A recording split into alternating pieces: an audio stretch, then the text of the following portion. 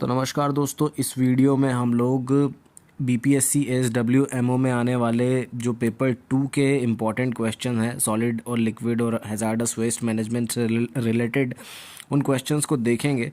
और पहला क्वेश्चन है, the proportion of population residing in urban areas has increased to what percentage from 2001 to 2011। मतलब कि जो पॉपुलेशन अर्बन एरिया में रह रही है वो कितने परसेंट से बढ़ गई है 2001 और 2011 के कंपैरिजन में। तो 27.8% से 31.2% तक ये बढ़ गई है। तो इसका सही आंसर हो जाएगा 27.8% टू 31.2%।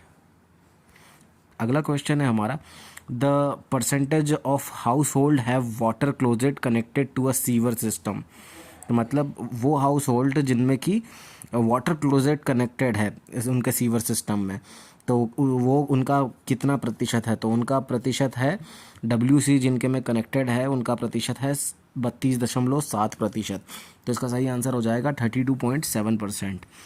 अगला क्वेश्चन है हमारा, as per WHO report how much percentage of diseases are water borne. तो WHO की रिपोर्ट के हिसाब से कितने प्रतिशत डिसीज़ जो हैं वो वाटर बॉर्न होती है, मतलब पानी से होती हैं। तो 80% जो डिसीजेस होती हैं वो WHO की रिपोर्ट के मुताबिक पानी से होती है। तो इसका सही आंसर हो जाएगा ऑप्शन डी। अगला क्वेश्चन है हमारा, WSSB स्टैंड्स फॉर। तो WSSB किसके लिए, मतलब क्या होता है WSSB।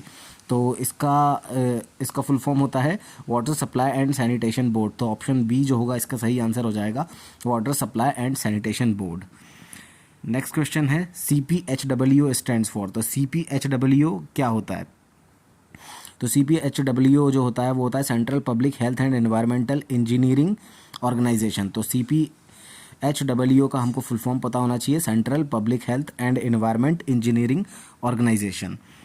अगला क्वेश्चन है हमारा, which of the following is correct. तो इसमें से करेक्ट को बताना है और ये सारे ही करेक्ट हैं, तो हमको बस इनको एक बार रीड करना है और रिवाइज करना है।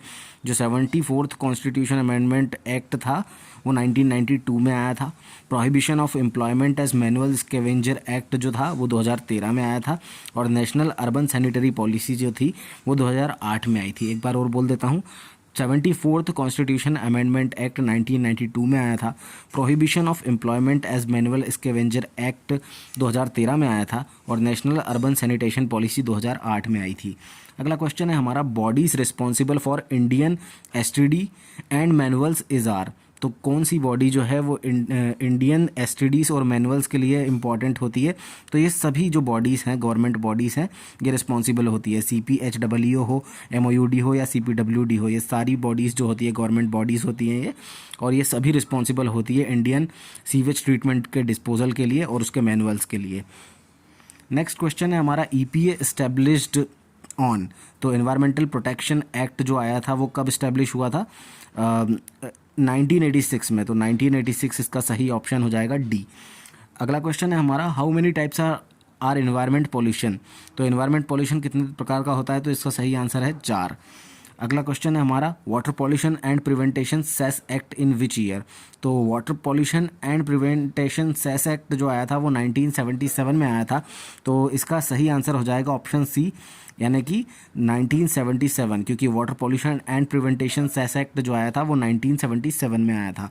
अगला क्वेश्चन है हमारा, विच इज़ इनकरेक्टली मैच। तो इनकरेक्टली कौन सा मैच है। तो एक्वीफर जो रहता है वो कोर्स सिल्ट उसका एग्जाम्पल हो जाता है, एक्वीक्लूड का एग्जाम्पल क्ले हो जाता है, एक्वीटार्ड का एग्जाम्पल फाइन सैंड नहीं होता है, और एक्वीफ्यूज़ का एग्जाम्पल तो रॉक्स हो ही जाता है।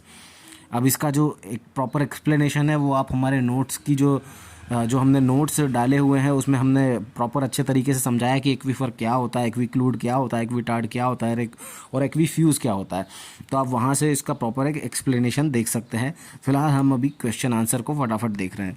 अगला क्वेश्चन है हमारा, water pollution of how many types. तो वाटर पॉल्यूशन कितने प्रकार का होता है। तो ये कुल 4 प्रकार का होता है। अगला क्वेश्चन है हमारा, based on genesis how many types of pollutants. तो जेनेसिस के बेसिस पे पॉल्यूटेंट्स कितने प्रकार के होते हैं। तो वो 2 प्रकार के होते हैं। इसके बाद नेक्स्ट क्वेश्चन है, विच इज़ करेक्टली मैच। तो इसमें से कौन सा सही मैच है। Smoke from chimney is natural pollutant. जो ये इनकरेक्टली मैच है, क्योंकि ये स्मोक जो चिमनी से निकलता है वो नेचुरल नहीं, मेन मेड पॉल्यूटेंट होता है।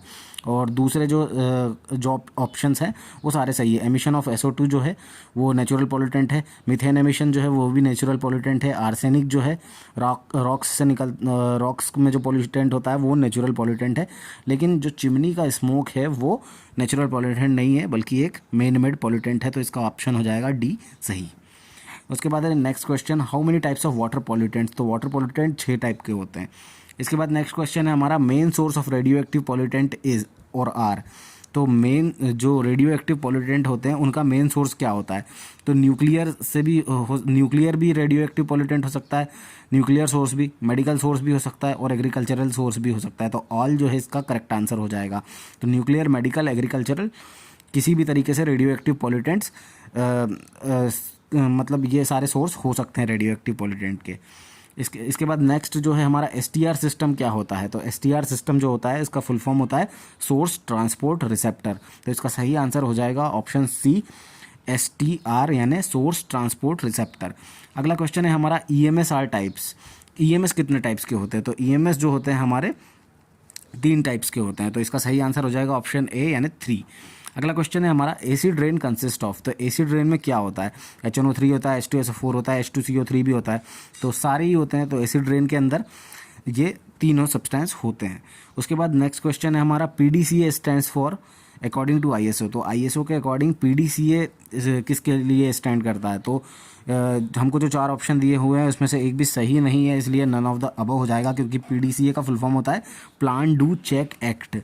तो ऑप्शन ए जो है उसमें प्लान की जगह प्लांट दिया हुआ है, तो ये ऑप्शन हमारा गलत हो जाएगा, इसलिए प्लान डू चेक एक्ट जो है वो करेक्ट ऑप्शन होगा। PDCA का फुल फॉर्म होता है वो।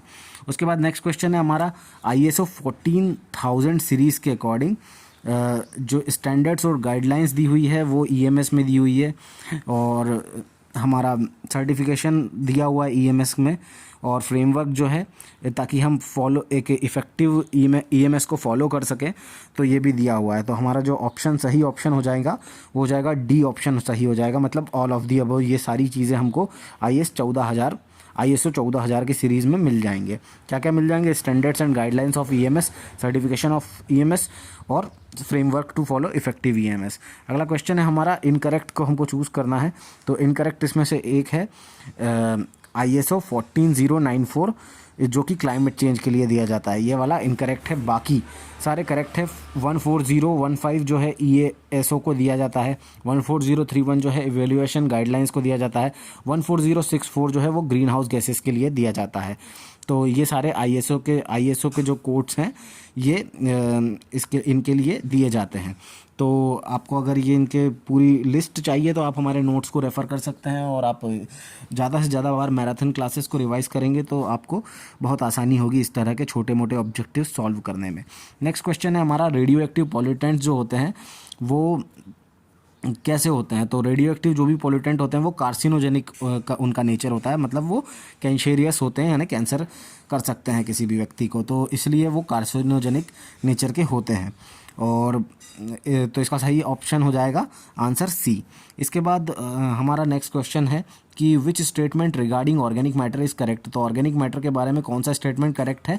तो ऑर्गेनिक मैटर वो ऑर्गेनिक मैटर होना चाहिए, ऑर्गेनिक उसके बारे में कौन सा इनकरेक्ट है। तो ऑर्गेनिक मैटर के अंदर कार्बन प्रेजेंट होता है, उसके अंदर CH बॉन्ड हो ऐसा बिल्कुल भी ज़रूरी नहीं है।